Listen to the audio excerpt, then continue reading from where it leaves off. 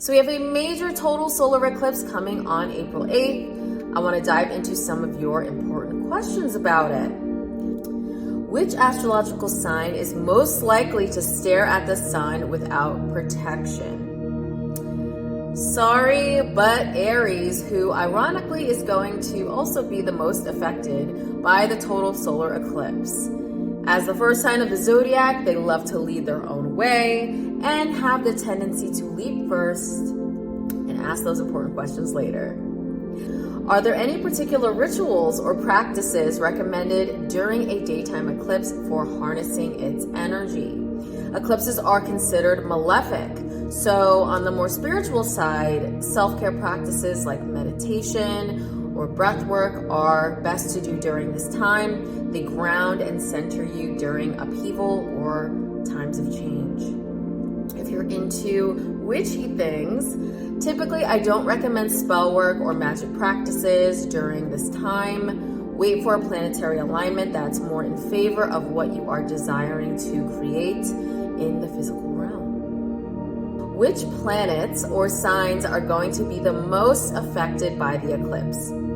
So first off, this is a total solar eclipse that's coming up, making this an extra potent and life-changing event. So since we are experiencing a stellium in Aries, people with planets in Aries will be affected the most. And a stellium is more than 3 planets, sometimes 4, depending on the astrologer, in one zodiac sign, and we will have the Sun, Moon, Mercury retrograde, Venus, the North Node, and Chiron all in Aries. If you have any planets in your birth chart in Aries, they will be affected, especially those with Aries Sun, Moon, and rising signs.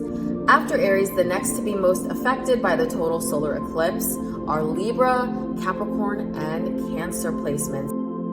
Can you explain any symbolic or spiritual meanings attributed to a daytime eclipse in astrology? So there are various time zones throughout the world, so while a daytime eclipse can be occurring in one part of the world, it's night in other parts of the world. So it depends on where you are in terms of whether it's visible for you and where it's occurring in the sky.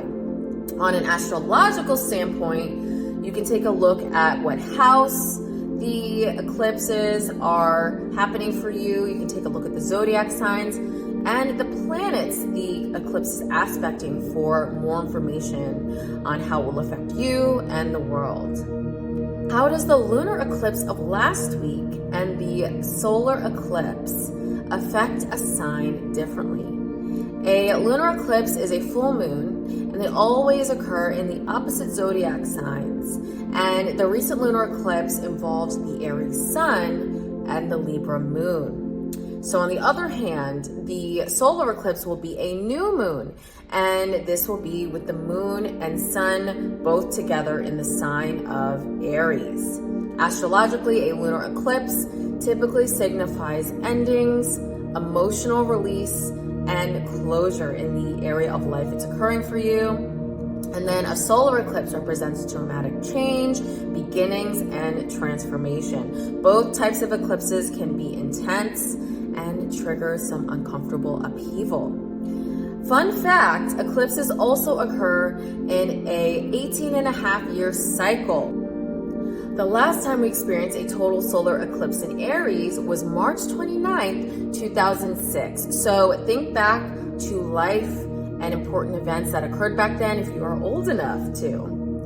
Ancient astrologers thousands of years ago also observed that eclipses correlated with the death of a king. So especially solar eclipses were considered to be malefic and evil omens, and honestly the ancients would fear them.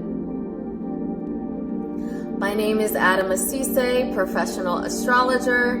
Thank you so much for watching. I invite you to spend the total solar eclipse in Aries with me in New York City at my Shadow and Light pop-up party. We are having a major opening night event on April 8th from 7 to 11 p.m. in Soho. Visit lilithastrology.com or Eventbrite for more information and to claim your free RSVP. I hope to see you there.